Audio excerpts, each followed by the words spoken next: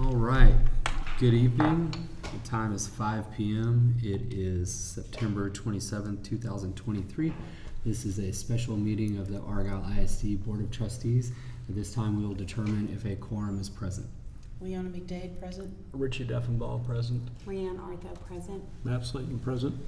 And I, Sam Slayton, present. We do have a quorum established. This time we'll have the Pledge of Allegiance.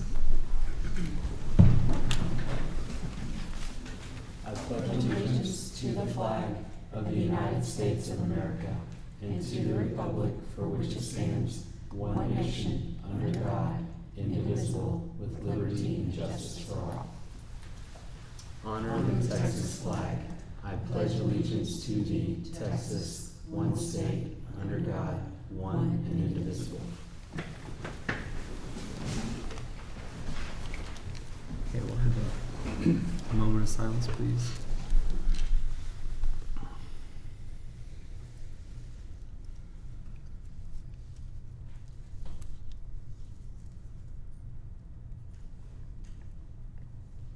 All right, thank you. Okay, we don't have anyone that signed up for public forum, so we will go ahead and move on to discussion and action items. Okay. I will start out, and then obviously the Board of Trustees has questions. Dr. Jordan's here as well. I would like to start out first of all by saying thank you for coming together this evening to allow us to have this conversation with you as a board.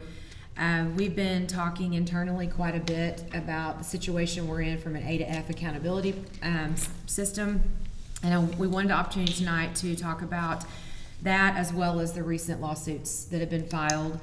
Several districts across the state. I want to start with a little bit of background context, and then I want to speak specifically to teachers and students and kind of our families into our why behind what we're doing or asking you to do.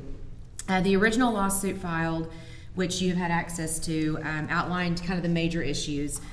Basically, Commissioner of Education is not following the law. Chapter 39 of the Texas Education Code is the piece that's really the crux of all of it, which states that in the beginning of the year, the commissioner has to assign performance ratings based on the measures, methods, and procedures that he puts in place at the beginning of the year. And the original lawsuit quotes as saying, he cannot change the goalposts on districts by creating new measures, methods, and procedures throughout the school year and then decide to apply them retroactively in a manner that will artificially and arbitrarily lower school district performance standard or performance ratings. So that's kind of the big piece of all of this, and these performance ratings were due to us by August 15th of 2023, and we still do not have any of that information. So really this resolution tonight is for you to consider, would be to join the lawsuit with we're now over 100 districts in the state and counting, that the declaratory judgment to be made known to the commissioner is not in compliance with the law, and to go back and make the system compliant based on law.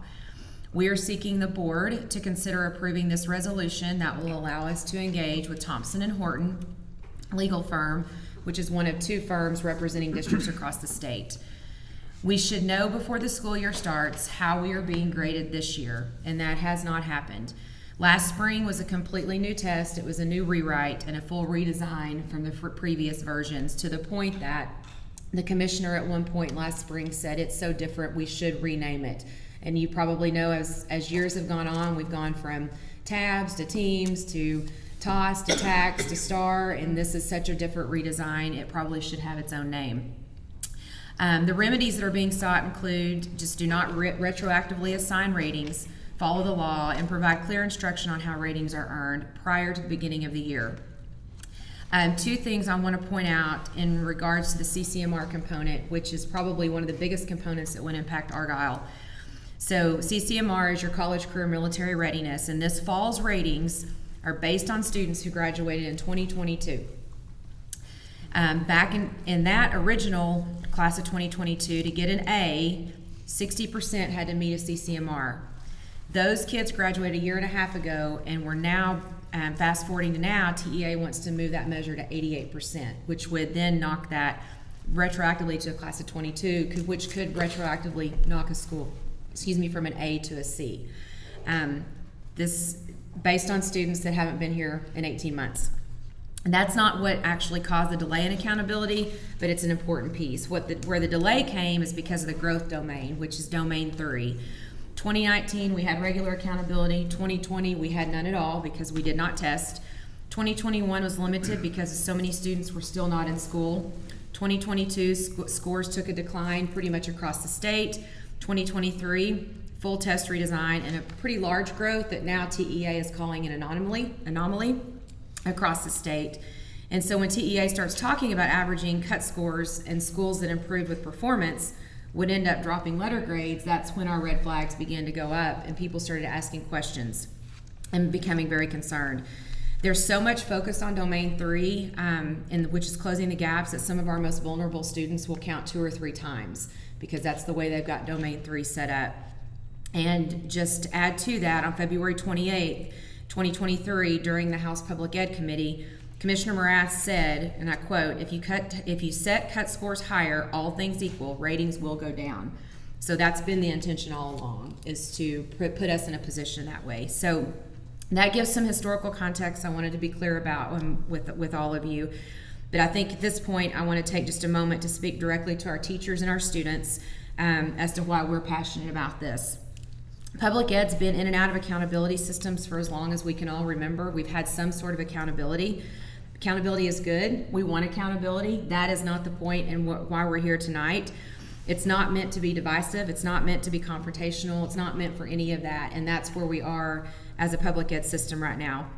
It's very unsettling what TEA, that they're putting districts, thousands of teachers, and millions of students, because at this point we're 1.5 million students being represented in these lawsuits by the over 100 districts through this year by not releasing the rules to the game prior to the first day of school. And that's required by law and it's promised by law.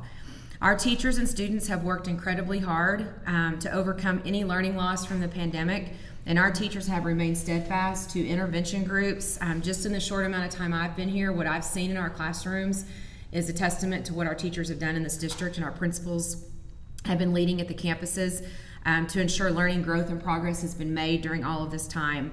Even when many schools across the state and the nation did not return to school in 2021, Argyle was back in school, in classrooms, and we've been back in person instruction for a long time, making steady progress under very difficult circumstances.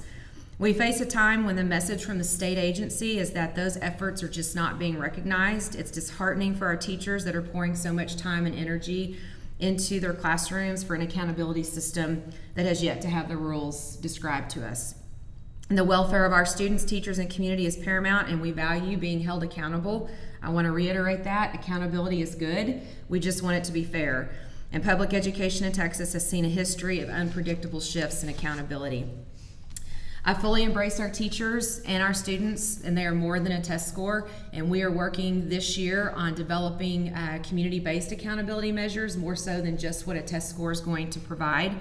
But we have high expectations in this district, and we will continue to strive for those, and a state accountability system doesn't change that. But our firm stance is on the necessity for an equitable and just accountability system that serves the best interest of all involved. So hold us accountable by a system that fairly represents what is actually going on in our schools in real time and not retroactively. Give us time to understand what we are being held accountable for in a manner that we can make thoughtful and intentional instructional decisions. So we believe this is the right thing to do, and I thank you for having the discussion tonight. Thank you, Dr. Carpenter. Any board members have any questions for Dr. Carpenter or Dr. Jordan? So is the lawsuit advocating that we maintain the current accountability system, at least for this year? Or is it advocating for no accountability for this year? What are they going to press for? We are just asking to be held accountable on the standards that were given to us that we have been operating under. And so just let us be accountable for what the standards were going into this year, not changing them and going back and retroactively changing. So in effect, it would be pushing this back another year, which gives you time Yes. then to look at the closing the gap, Right. waiting. So we understood exactly what the measures and methods are that he has in place for that. Correct. So if that were the case and that's what happened or happens, then there wouldn't be a new accountability system until the fall of '24. Because they would have to let us know before the beginning of the school year. Right. And they didn't do it this year. According to what the law states, yes. Okay. Mhm.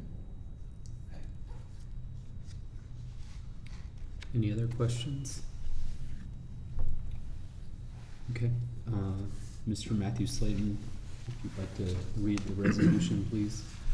I would love to. Thank you. Thank you, Mr. Slayton. Whereas the A through F accountability system is a statewide rating system established by the Texas legislature and enacted by the Texas Education Agency that evaluates the academic performance of Texas public schools and assigns letter grades A through F to districts and campuses.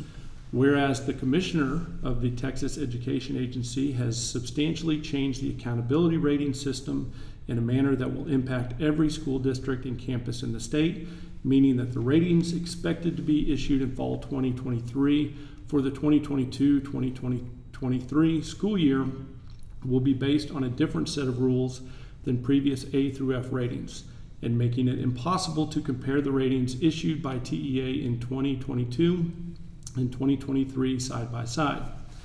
Whereas, in violation of state law, the TEA did not provide the Argyle Independent School District information regarding changes to the A through F accountability system prior to the start of the 2022-2023 school year, and indeed still has not provided a full explanation of the rules and methodologies that are being used to determine district and campus ratings.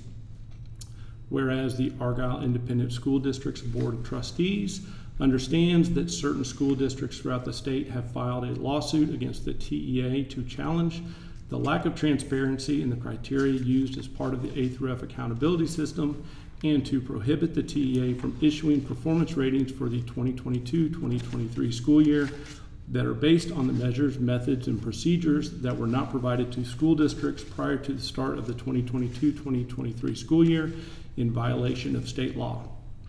And whereas the district has been harmed by the lack of advance notice of the criteria and methods the TEA is applying as part of the A through F accountability system for the 2022-2023 school year, because the district does not know the expectations set by the state of Texas for school districts and has been unable to adjust to the TEA's new accountability measures and allocate district resources in a manner required to meet state standards.